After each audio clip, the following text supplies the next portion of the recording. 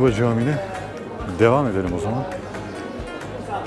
İçeride özellikle kemerli yapılar, kırmızı ve beyaza boyanmış kemerli yapılar bir film sahnesi gibi, bir masaldan çıkma sahne gibi. Bahçesine de girelim. O dönemdeki yapılarla ilgili kısımlara da bir bakalım. İçeriye giriş tabii ki ücretli. Rehberle gezmenizi tavsiye ederim. Öyle boş boş gezip ne güzelmiş diye gezmek çok bir şey getirmiyor. Burası bahçesi, avlusu, revaklı avlusu diyelim. Bunlar da önceden kalan ahşap kısımları. Bakın.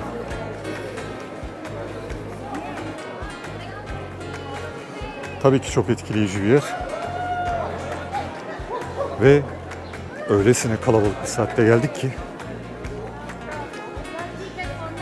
eskiden caminin avlusu olan, serinlik bahşeden suların aktığı, ağaçların altında oturulduğu nefis Kurtuba Camii bahçesi burası.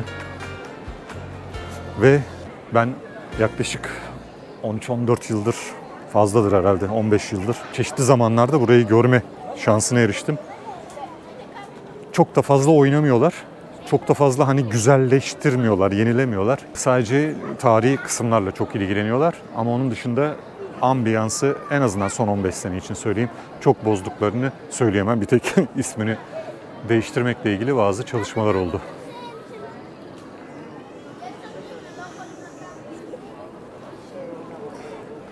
Gerçekten nefis burası. Hemen burada bilet gişeleri var. Eğer grupla geldiyseniz oradan biletleriniz alınıyor ya da kendiniz de yine biletlerinizi rezervasyonlu olarak da alabilirsiniz online'dan. Daha sonra diğer taraftan girip belirli bir rotayı takip edip içeride geziyorsunuz ve diğer taraftan da çıkıyorsunuz. Biz de o taraftan çıktığımız, en azından çıkılan taraftan biz de çıkalım. Bahçeyi de böylece gezmiş olalım. Kurtuba Camii 1236'da Hristiyanlar tarafından Kordoba alındıktan sonra ortasına bir katedral oturtuluyor. Belirli kemerler kesiliyor. Ortasına bir katedral oturtuluyor. Yukarıdan bakıldığında eğer Google Earth'ten, Google Map'ten bakarsanız Kurtuba Camii'ne kare bir yapının içerisinde katedralin haç şeklindeki görüntüsüyle tepeden görüntüsünü görebilirsiniz. Öyle bir katedral oturtuluyor ve içeride gezerken o aykırı bir durum yaratıyor. Nasıl aykırı bir durum? Kemerli arabik yapılardan, kırmızı beyaz süslü kemerlerden ince narin kemerlerin yanından yürürken hemen ortasında koskoca bir katedral çıkıyor karşınıza, süslü püslü ve sağında solunda yine kemerli yapılar, bir Arap yapısı devam ediyor. Çok enteresan gerçekten. İçeride farklı hisleri bünyenizde toplayabiliyorsunuz. Çok enteresan. Görmenizi tavsiye ederim. Zaten Kordoba'ya gelmenin ana amaçlarından bir tanesi Kurtuba Camii'ni görmek. Yani Kordoba'ya kadar gelip Kurtuba Camii'ni görmedim, olacak iş değil. Tabii ki çiçekli sokaklar vesaire, şimdi bakacağız, hepsini gezeceğiz ama Kordoba ise Kurtuba Camii görülmeli.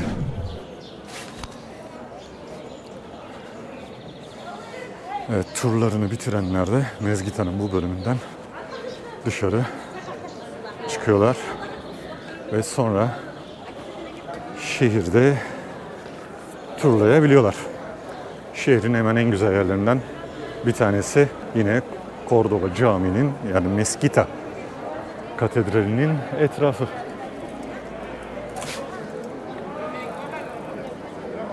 Burada o Kordoba Katedrali isimli bir tabela vardı. Onu kaldırmışlar sanıyorum. Herhalde bu isim konusunda yine bir tartışma mı oldu? Yine bir kararlar mı alındı? O dönemi takip edememişim. İnsanlar burada öğle yemeklerini yiyorlar. Kordoba'nın bu bölgesi çok etkileyici çünkü eski dönemden beri burası merkezi bir nokta.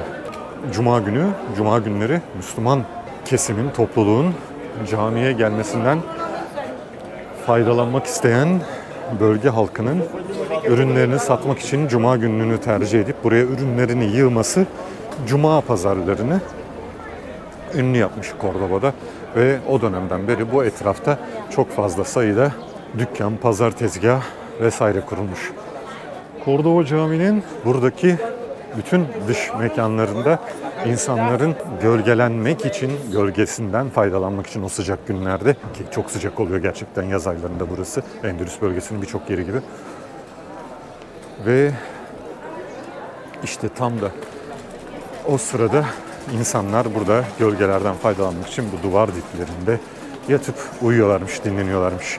Keza 2010 muydu, 11 miydi, 13 müydü hatırlamıyorum ama bir gelip burada uzun kaldığım bir dönem oldu benim Cordoba'da.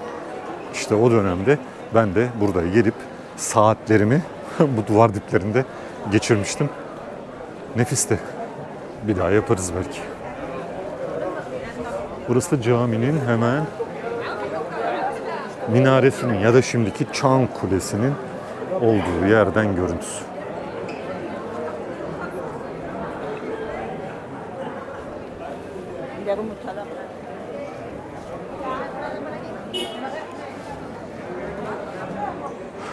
Yani buranın tarihine baktığınızda aslında durum şöyle. Burada eskiden bir pagan tapınağı, daha sonrasında bir Vizigot kilisesi, daha sonrasında bir cami, daha sonrasında bir katedral.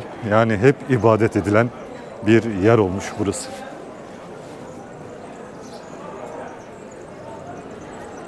Nefis sokaklar var burada. Cordoba zaten bu çiçekli sokaklarıyla ünlü ama yarından itibaren de daha nefis bir şey başlıyor burada. Burada bir bahçeler yarışması yapılıyor. Evlerin avlularının yarışması, avlular yarışması. O avlular yarışması festivali boyunca evlerin bu avlularını süsleyip halka açan ve süsledikleri evleri için bir iltifat bekleyen insanların, ailelerin bu evlerin bahçelerini halka açması ve insanların da buraları gezmesiyle şenlenen bir hafta geçecek yarından itibaren burada. O yüzden de her taraf daha süslü.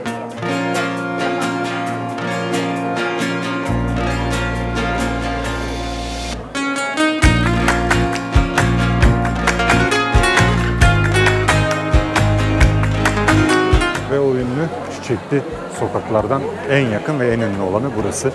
O yüzden de böyle bir kalabalık var. Hani Roma'daki aşk çeşmesi nasıl?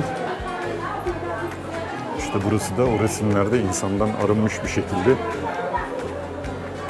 burada çekiliyor. Şu haliyle inanılmaz tabii.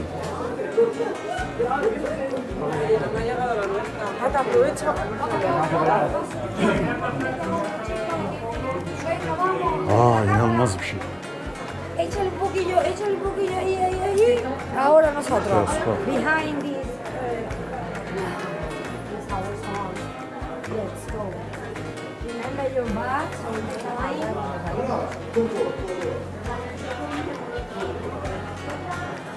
Cordoba'nın Artisano peynirleri. Ve işte o fotoğrafları çekmek isteyen insanlar tabii ki kalabalıkları çekiyorlar sadece. Şöyle ben de birkaç poz vereyim. Nefis nefis. Ama zor.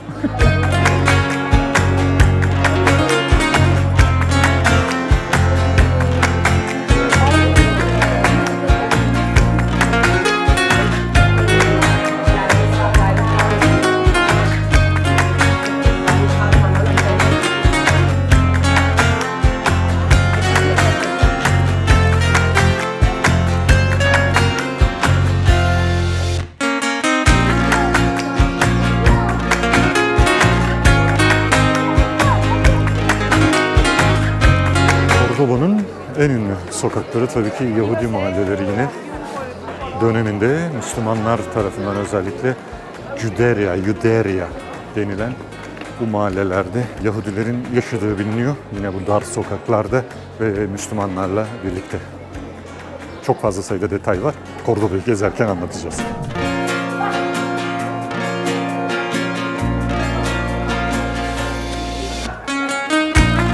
Ve tabii ki flamenco. Flamenco Endülüs'te aslında endüstriyel bir şey gibi artık her yerde neredeyse yapılıyor. Ve bazı yerlerde doldur boşalt gibi anlamsız bir hale de gelmiş.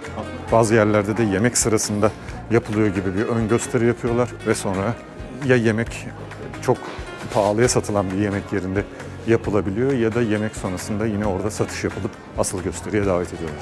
Ama tabii mutlaka hem flamenkoyu hem Granada'da Çingenelerin yiyecesini, oradaki flamenko gösterisini hem de İspanyolların flamenko gösterisini izlemekte fayda var. Ben bayılıyorum.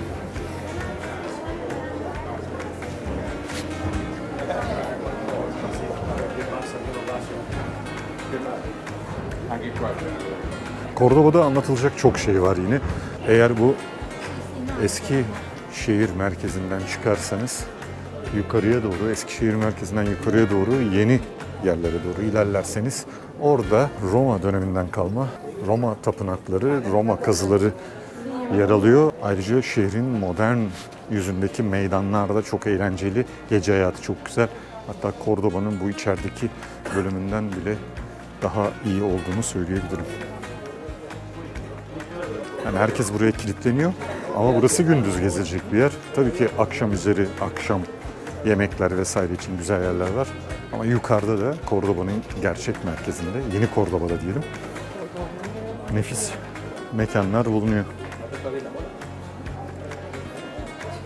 Hediyelik eşya dükkanlarında ürünler, tabii ki burada birinci ürün nedir? Yelpaze.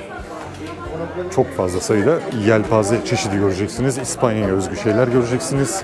Ve tabii ki flamenko ayakkabıları, flamenko kıyafetleri, renkli renkli saçınıza, başınıza, kollarınıza takacağınız çeşitli aksesuarlar, o güzel kırmızı güller, Cordoba çiçekleri, İspanyol gülleri ve nefis bir hale gelebiliyorsunuz. Cordoba'da kadın olmak en azından bu dönemde çok daha güzel, çok daha eğlenceli gözüküyor.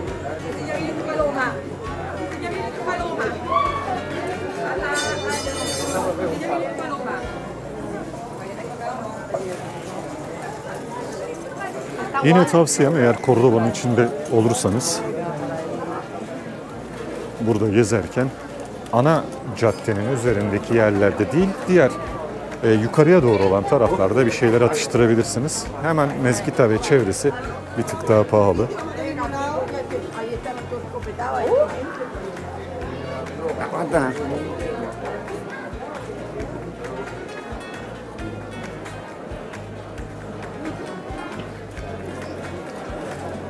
Zaten kalabalık olan Cordoba'nın şehir merkezi bugün bir de tatil günü olmasından dolayı inanılmaz bir kalabalığa sahne oluyor ve bir de bayram öncesi hem Kutsal Haç günü başlıyor, yarın geçişi başlıyor ve sonrasında da ne var? Tabii ki Avlular Festivali, Bahçeler, Avlular, Çiçek Festivali var ve Haç gününde de işte bu hazırlıklar, bandolar vesaire bugünden itibaren çıkmış durumda. Bu kalabalık o yüzden. Vallahi bu da benim şansım herhalde. Her gittiğim yerde böyle güzel şeylere denk geliyorum ya da belki denk getiriyorum. Tütsüler yanmış. Burada feci de bir koku var. Evet. Başlıyoruz.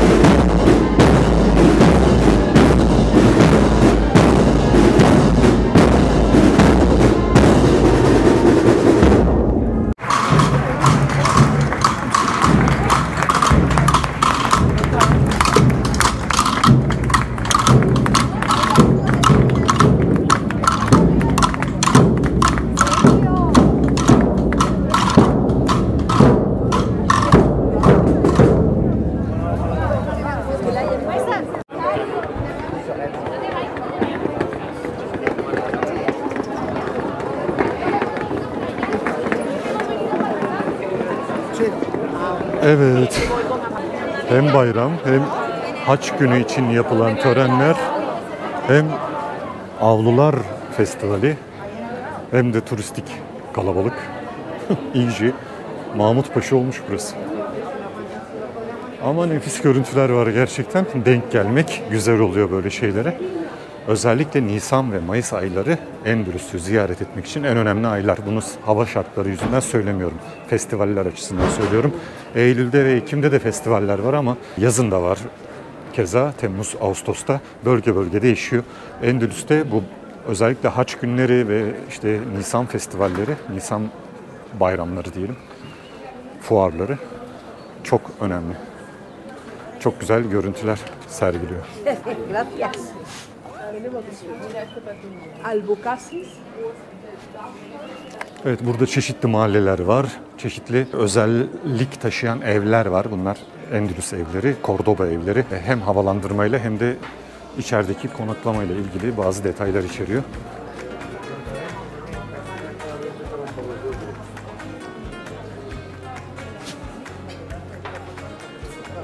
Gördüğünüz gibi binalarda Endülüs bayrağı var. Yeşil beyaz buranın bayrağı. O biraz solmuş.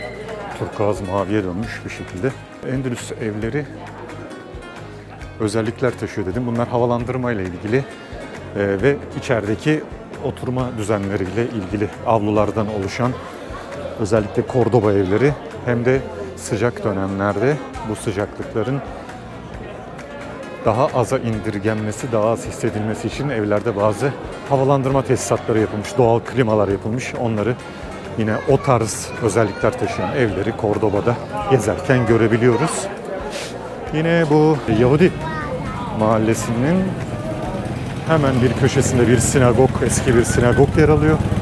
Kalabalıkları görüyorsunuz. Çok fazla kalabalığa sokmak istemiyorum ama yine de kalabalıktan çıkmak mümkün değil bugün.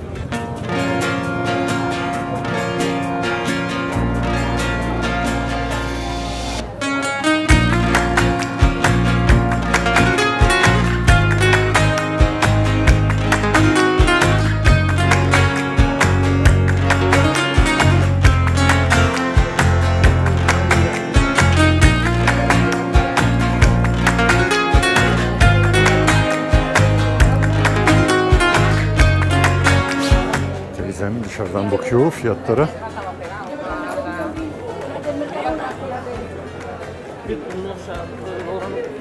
Şu anda bir de tabii ki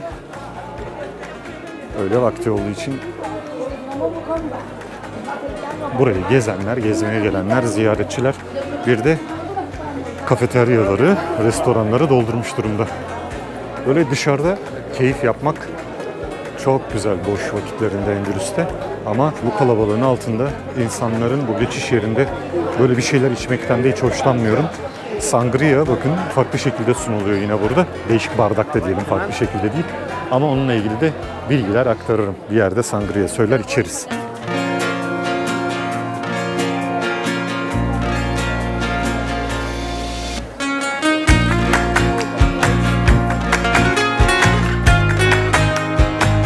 Buraya ilk geldiğimde, ilk girdiğim yer burasıydı. Bomboştu. Akşam vakti gelmiştim. Burada şu anda daha çok dondurmacı olarak olan yerde bir böyle sandviç tarzı bir şey yemiştim. Endülüs'te kahvaltıları şöyle yapmak hoşuma gidiyor. Kızarmış bir ekmek üzerine zeytinyağı döküyorsunuz. Zeytinyağının üzerine de domates püresi.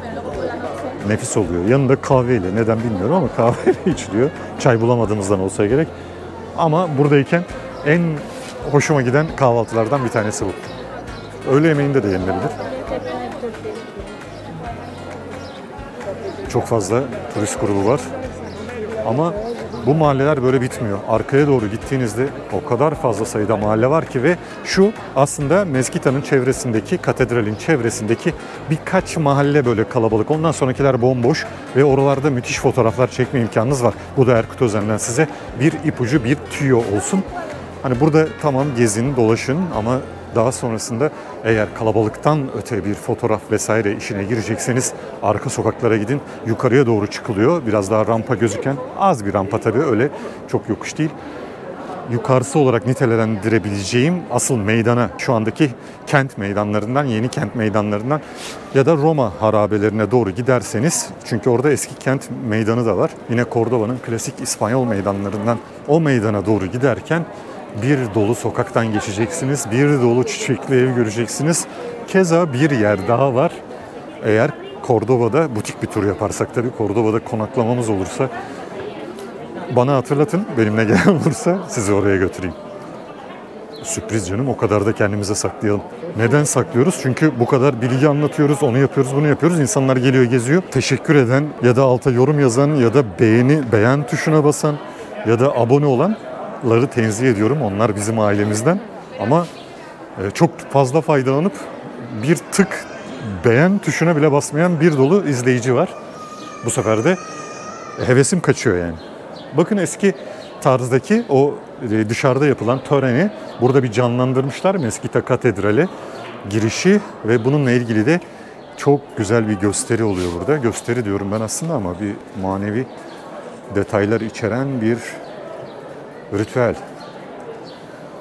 Şehrin içinde gezdirilip şehrin kalabalıklığında müthiş bir görüntü sergileniyor.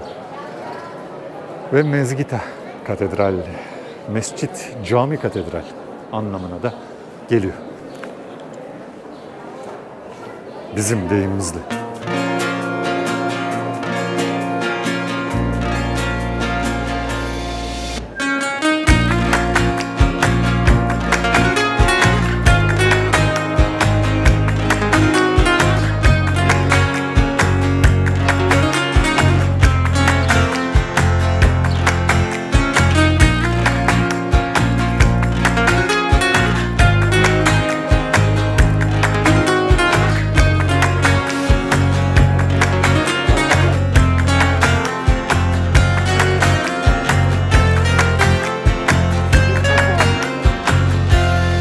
İspanya'nın, hatta dünyanın neresine gidersem gideyim, şimdi Cordoba'da olduğu gibi Mobimetter'dan aldığım bu eSIM sayesinde internetsiz kalmıyorum.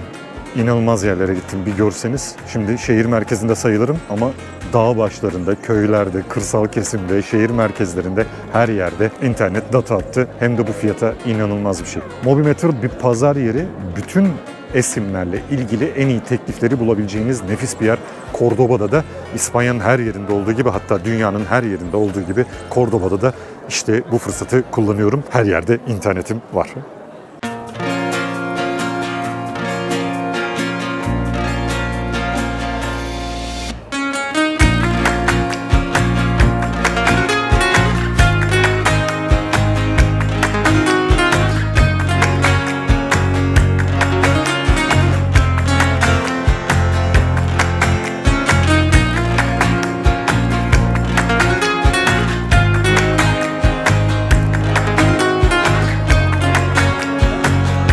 Cordoba'nın eski şehir merkezine geçerken en güzel özelliklerden bir tanesi oraya araçların girmemesi belirli bölümlerine ve o belirli bölümlerin çok rahat bir şekilde gezilebiliyor oluşu.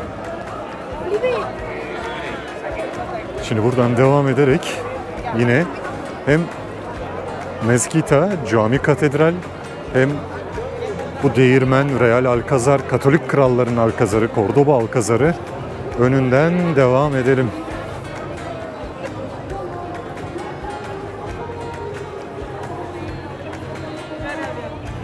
Ve Roma Köprüsü'nü bir de bu açıdan görelim.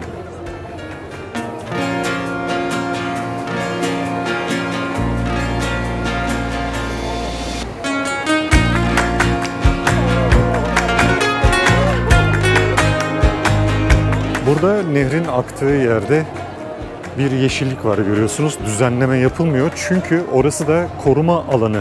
Dünya Doğal Hayatı Koruma Alanları tarafından yine koruma altında desteklenen bir yer ve çok farklı sayıda oraya ait flora ve fauna var. Özellikle kuş cinsleri, kuşların konakladıkları yerler, hatta sabah saatlerinde veya akşam üzeri gelirseniz diğer tarafına geçerseniz orası daha az gürültülü.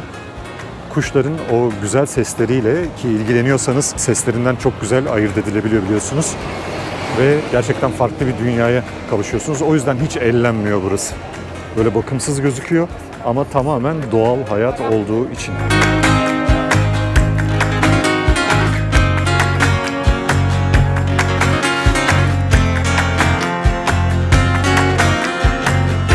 Ve tabii ki işte o eski ünlü değirmen. Çok güzel bir yapı aslında. Bu onarılabilirmiş şimdi. Bunu not alayım ben. Söyleyeyim de onarsınlar. Bu Real Alcázar'ın bahçeleri de muhteşem. Yıllar önce çektiğim birkaç video görüntüsü vardı. Eğer bulabilirsem onları hemen buraya ekleyeyim. İçerideki havuzun, bahçenin görüntüsü biraz görüntü kötü olabilir ama eklemek istiyorum. Görmenizi isterim. Keza bu kulelerden içerinin de görüntüsü ve üstünde dolaşmak, kulelerin, o surların etrafında bulunmakta çok keyifli. Sırayı görüyorsunuz.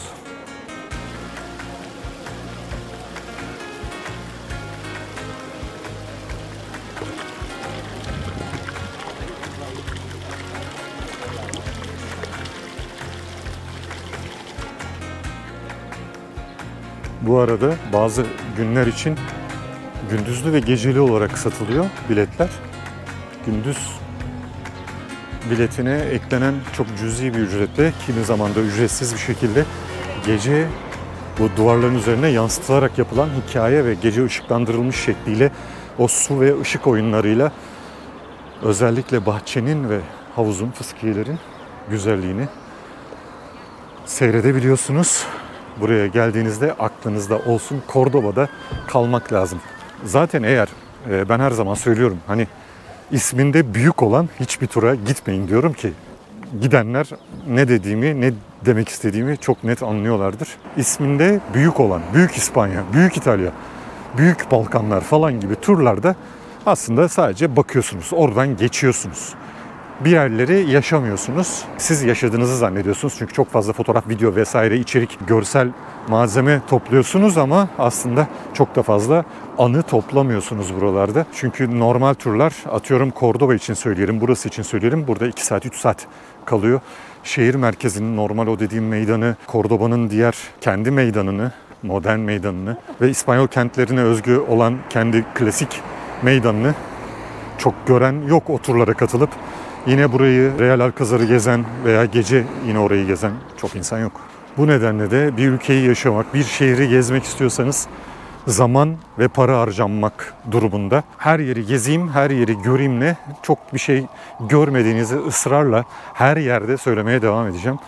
Gittiğiniz hiçbir yere gitmemiş oluyorsunuz aslında. Yani içinden geçip işte Cordoba'da 3 saat kaldıktan sonra buraya bir daha geldiğinizde ben Cordoba'yı gördüm zaten bir daha gitmeme gerek yok dediğinizde bir de gelin 3 gün birlikte kalalım. Bakın neler oluyor, neleri görüyorsunuz. Cordoba'yı görmüş müsünüz bakalım. Ya da herhangi başka bir şehri çok daha net anlarsınız. Dediğim gibi çok yer gezmek değil, bir yeri iyi gezmek daha önemli. Hani her yeri gezeyim, İspanya'ya gittim işte şuraları da göreyim falan, İtalya'ya gittim baştan aşağı gezeyim falan. Olmuyor öyle. Sadece dediğim gibi bakıyorsunuz. Neyse biz Cordoba'yı göstermeye devam edelim. Cordoba'nın bu eski şehir merkezinden çıktıktan sonra aslında eski surları, şehri çevreleyen surları devam ediyor. Ama yeni dönemde buralara aynı İstanbul'da olduğu gibi yollar yapılmış, düzenlemeler yapılmış, parklar yapılmış. Ve artık o kapılara gerek kalmadığı bir dönemde modern hayata geçiş sağlandıktan sonra da böyle bir görünüme kavuşmuş. Tabii ki duvarlar vesaireler bakın aşağıda duruyor buralarda, parkların kenarında. Tarih cenneti yine de böyle yerler için çok fazla iyi şekilde daha doğrusu korunmuş ve eski yerlere, eski şehir merkezlerine yeni binalar yapılmasına izin verilmemiş. Keşke bizde de verilmeseydi. Hep bu içimde bir ukde olarak kalmıştır. Keşke bizde de verilmeseydi. Belli yerler tarihi yarımada olarak kalsaydı çok farklı bir şekilde şu anda dünyanın yıldızlarından bir tanesi zaten ama gerçek yıldızlarından bir tanesi olarak dünyaya takla attırırdık yani. Yapacak bir şey yok.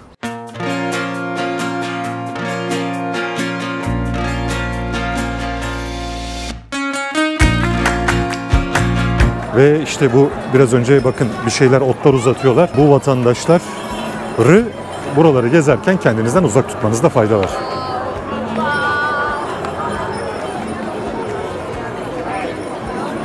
Hemen buradaki görevimizi de yerine getirip herkese burayı da göstermiş olalım. Haç günü akşamları çok güzel oluyor. Danslar, müzikler bütün meydanları süslüyor. Şimdi bunu başka şehirlerde de görme şansınız var. Cordoba'da daha küçük boyutta da olsa dış mahallelerde yine özellikle Granada'da, başka şehirlerde, Sevilla'da yine benzer görüntülerle her yer bu şekilde eğlence dolu Endülüs'te.